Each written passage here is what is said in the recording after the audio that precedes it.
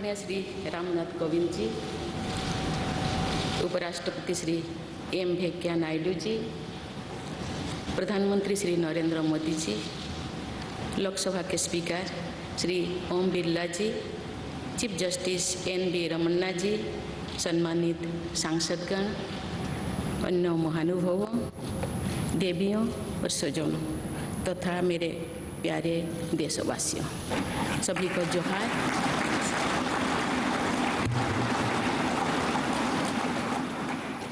भारत के सर्वोच्च संवैधानिक पद पर निर्वाचित करने के लिए मैं सभी सांसदों और सभी विधानसभा सदस्यों का हार्दिक आभार व्यक्त करता हूँ।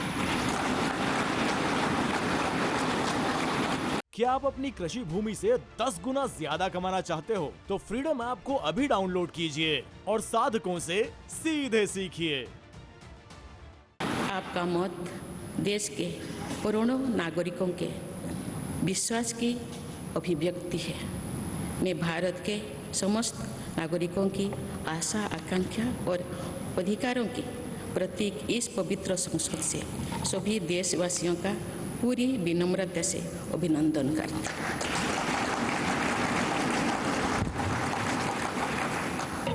आपकी आत्मीयता, आपका विश्वास और आपका सहयोग मेरे लिए इस नए दायित्व का निभाने में मेरी बहुत बड़ी ताकत रहेगी। मुझे राष्ट्रपति के रूप में देश ने एक ऐसे महत्वपूर्ण कालखंड में चुना है जब हम अपनी आज़ादी का अमृत महोत्सव मना रहे हैं।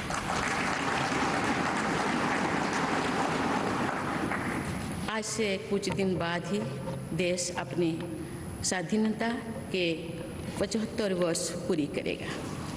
ये भी एक संयोग है कि जब देश अपनी आज़ादी के 50वें वर्ष का पर्व मना रहा था तभी मेरे राजनीतिक जीवन की शुरुआत हुई थी। और आज आज़ादी के 75वें वर्ष में मुझे ये नया दायित्व मिला है। इस ऐतिहासिक समय में जब भारत अगले 25 वर्षों के विजन को हासिल करने के लिए पूरी ऊर्जा से जुटा हुआ है, मुझे ये जिम्मेदारी मिलना मेरा बहुत बड़ा सौभाग्य है। मैं देश की ऐसी पहली राष्ट्रपति भी हूँ जिसका जन्म आज़ाद भारत में हुआ है। हमारे स्वाधीनता सेनानियों ने आज़ाद हिंदुस्तान के हम नागरिकों से जो अपेक्षाएं की थी उनकी पूर्ति के लिए इस अमृत काल में हमें तेज गति से काम करना होगा। इन 25 वर्षों में अमृतकाल की सिद्धि का रास्ता 2 पटरी पर आगे बढ़ेगा, सबका प्रयास और सबका कर्तव्य। भारत के उज्जवल भविष्य की नई विकास यात्रा हमें सबके प्रयास से करनी है, कर्तव्य पथ पर चलते हुए करनी ही है। कल यानी 26 जुलाई को कारगिल विजय दिवस भी है।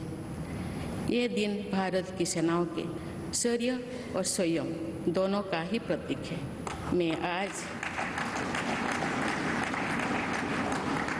मैं आज देश की सेनाओं को तथा देश के समस्त नागरिकों को कारगिल विजय दिवस की अग्रिम शुभकामनाएं देती हूँ। देवियों और स्वजनों, मैंने अपनी जीवन यात्रा पूर्वी भारत में ओडिशा के एक छोटे से आदिवासी गांव से शुरू की थी। मैं जिस पृष्ठभूमि से आती हूँ वहाँ मेरे लिए प्रारंभिक शिक्षा प्राप्त करना भी एक सपने जैसा ही था, लेकिन अनेक बाधाओं के बावजूद मेरा संकल्प दृढ़ रहा और मैं कॉलेज जाने वाली अपने गांव की पहली बेटी थी।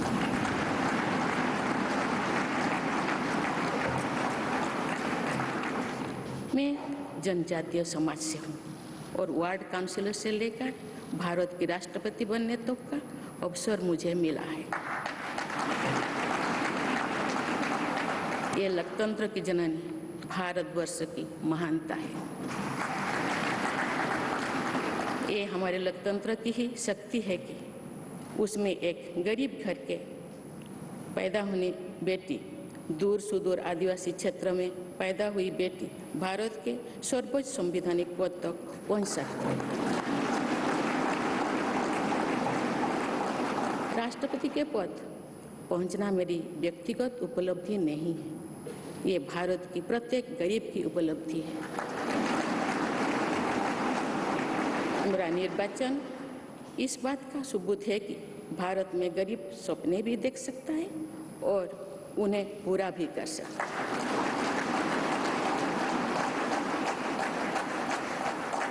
और ये मेरे लिए बहुत संतोष की बात है कि जो सदियों से वंचित रहे, जो जीवन विकास के लाभ से दूर रहे, वे गरीब, दलित, पिछड़े तथा आदिवासी मुझे ये अपना प्रतिबिंब देख सकते हैं।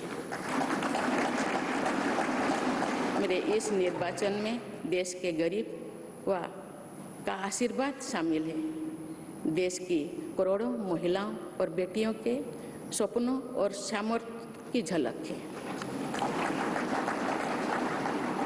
मेरे इस निर्वाचन में पुरानी लीग से हटकर नए रास्ते पर चलने वाले भारत के आज के युवाओं का साहस भी शामिल है। ऐसे प्रगतिशील भारत का नेतृत्व करते हुए आज मैं खुद को गौरवान्वित महसूस कर रही हूँ। मैं आज समस्त देशवासियों को, विशेषकर भारत के युवाओं को तथा भारत की महिलाओं को ये विश्वास दिलाती हूँ कि इस पद पर कार्य करते हुए मेरे लिए उनके हित सर्वोपरि होंगे। देवियों और स्वजनों, मेरे सामने भारत के राष्ट्रपति पद की ऐसी महान विरासत है जिसने विश्व में भारतीय लोकतंत्र की प्रतिष्ठा का निरंतर मजबूत किया है। देश के प्रथम राष्ट्रपति डॉक्टर राजेंद्र प्रसाद से लेकर श्री रामनाथ कोविंद जी तक अनेक विभूतियों ने इस पद को सुशोभित किया है। इस पद के साथ साथ देश ने इस महान परंपरा के प्रतिनिधित्व का दायित्व भी मुझे सौंपा है। संविधान के आलोक में मैं पूरी निष्ठा से अपने कर्तव्यों का निर्वहन करूंगी। मेरे लिए भारत के लोकतांत्रिक सांस्कृतिक आदर्श और सभी देशवासी हमेशा मेरे ऊर्जा के स्रोत रहेंगे। देवियों और स्वजनों, हमारे संवैधानिक संग्राम में, स्वाधीनता संग्राम में एक राष्ट्र के तौर पर भारत की नई यात्रा की रूपरेखा तैयार की है। हमारा स्वाधीनता संग्राम उन संघर्षों और बलिदानों की अविरल धारा है जिसने आज़ाद भारत के लिए कितनी ही आदर्शों और संभावनाओं की सिंचा था। पूज्य बापू ने हमें स्वराज, स्वदेशी, स्वच्छता और सत्याग्रह द्वारा भारत के सांस्कृतिक आदर्शों की स्थापना का मार्ग दिखाया था। नेताजी सुभाष चंद्र बोस, नेहरू जी, सरदार पटेल, बाबा साहेब अम्बेडकर, भगत सिंह, सुखदेव, राजगुरु, चंद्रशेखर आजाद जैसे अनगिनत स्वाधीनता सेनानियों ने हमें राष्ट्र की स्वाभिमान को सर्वोपरि रखने की शिक्षा दी थी।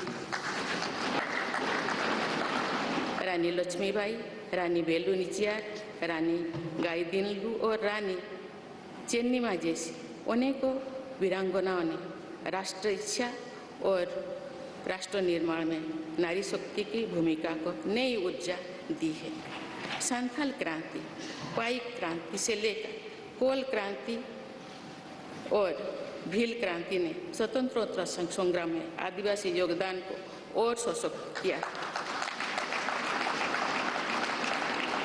सामाजिक उत्थान एवं देश प्रेम के लिए धरती आबा भगवान बिरसा मुंडा जी के बलिदान से हमें प्रेरणा मिली थी। मुझे खुशी है कि आज़ादी की लड़ाई में जनजातीय समुदाय के योगदान को समर्पित अनेक म्यूजियम देश भर में बनवाया जा रहा है। देवियों और स्वजनों, एक संसदीय लोकतंत्र के रूप में 75 वर्ष में भारत ने प्रगति के संकल्प को सहभागिता एवं सर्वसम्मति से आगे बढ़ाया है। विविधताओं से भरे अपने देश में हम अनेक भाषा, धर्म, संप्रदाय, खान पान, रहन सहन, रीति रिवाजों का अपनाते हुए एक भारत श्रेष्ठ भारत के निर्माण में सक्रिय है। आज़ादी के 75वें वर्ष के अवसर पर आया है अमृतकाल। भारत के लिए नए संकल्पों का कालखंड है। आज मैं इस नए युग के स्वागत में अपने देश को नई सोच के साथ तत्पर और तैयार देख रही हूँ। भारत आज हर क्षेत्र में विकास का नया अध्याय जोड़ रहा है। कोरोना महामारी के वैश्विक संकट का सामना करने में भारत ने जिस तरह का सामर्थ्य दिखाया है, उसने पूरे विश्व में भारत की साख बढ़ाया है।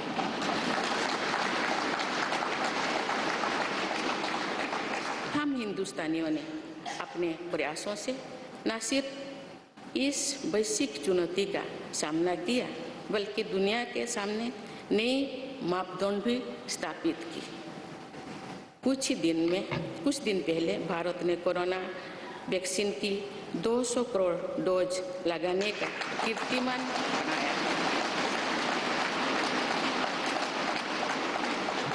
इस पूरी लड़ाई में भारत के लोगों ने जिस संयम, साहस और सहयोग का परिचय दिया, वो एक समाज के रूप में हमारी बढ़ती हुई शक्ति और संवेदनशीलता का प्रतीक है। भारत ने इन मुश्किल हालात में न केवल खुद को संभाला, बल्कि दुनिया की मदद भी की। कोरोना महामारी से बने माहौल में आज दुनिया भारत को नए विश्वास से देख रही है। दुनिया की आर्थिक स्थिरता के लिए, सप्लाई चेन की सुगमता के लिए और वैश्विक शांति के लिए दुनिया को भारत से बहुत उम्मीदें हैं। आगामी महीनों में भारत अपनी अध्यक्षता में G20 ग्रुप की मेजबानी भी करने जा रही है। इसमें दुनिया के 20 बड़े देश भारत की अध्यक्षता में वैश्विक विषयों पर मंथन करेंगे। मुझे विश्वास है भारत में होने वाले इस मंथन से जो निष्कर्ष और नीतियां निर्धारित होंगे, उनसे आने वाले दशकों की दिशा तय होगी। देवियों और स्वजनों, दशकों पहले मुझे रायरंगपुर में श्री अरबिंदो इंटीग्रल स्कूल में शिक्षक के रूप में कार्य करने का अवसर मिला था। कुछ ही दिनों के बाद श्री अरबिंदो जी की 150वीं जन्म जयंती मनाई जाएगी। शिक्षा के बारे में श्री अरबिंदो के विचारों ने मुझे निरंतर प्रेरित किया है। जनप्रतिनिधि के रूप में विभिन्न पदों पर कार्य करते हुए और फिर राज्यपाल के रूप में भी मेरा शिक्षण संस्थानों के साथ सक्रिय जुड़ाव रहा है। मैंने देश के युवाओं के उत्साह और आत्मबल को करीब से देखा है। हम सभी के श्रद्धेय अटल जी कहा करते थे कि देश के युवा जब आगे बढ़ते हैं तो वे सिर्फ अपने ही भाग्य नहीं बनाते, बल्कि देश का भी भाग्य बनाते हैं।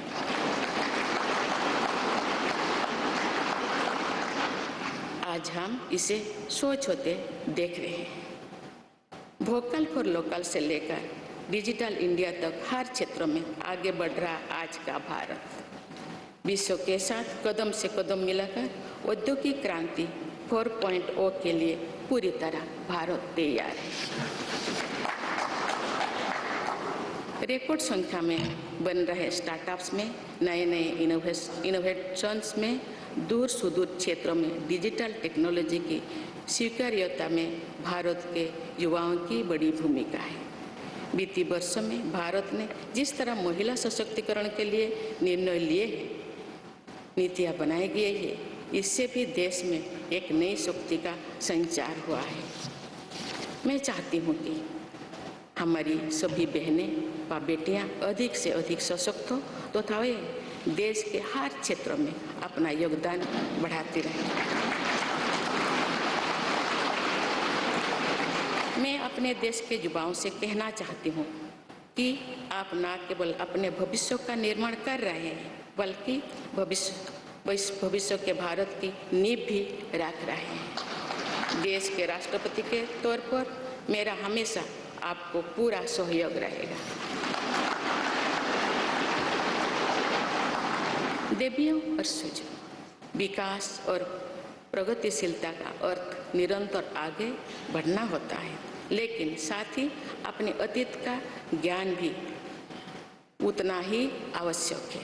आज जब विश्व सस्टेनेबल प्लानेट की बात कर रहे हैं तो उसमें भारत की प्राचीन परंपराओं, हमारे अतीत की सस्टेनेबल लाइफस्टाइल की भूमिका और बढ़ जाती है।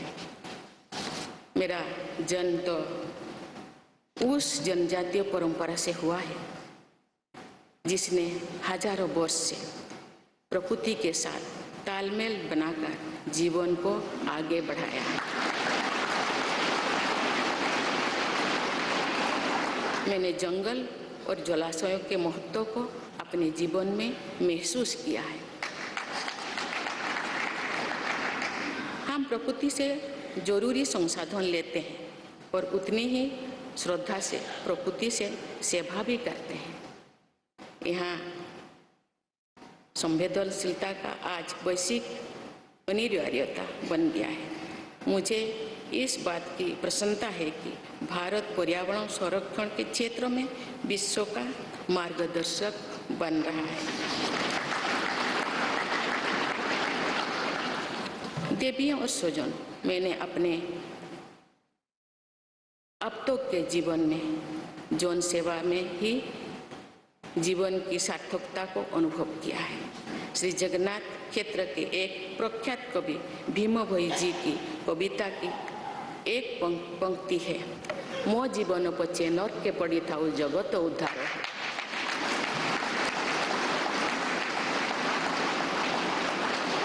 अर्थात अपने जीवन के हित और हित से बड़ा जगत कल्याण के लिए कार्य करना होता है। जगत कल्याण की इसी भावना के साथ मैं आप सब के विश्वास पर खरा उतरने के लिए पूरी निष्ठा व लगन से काम करने के लिए सदैव तत्पर रहूँगी। आइए हम सभी एकजुट होकर समर्पित भाव से कर्तव्य पथ पर आगे बढ़े तथा वैभवशाली व आत्मनिर्भर भारत का निर्माण करें। धन्यवाद। जय हिंद, जय भारत।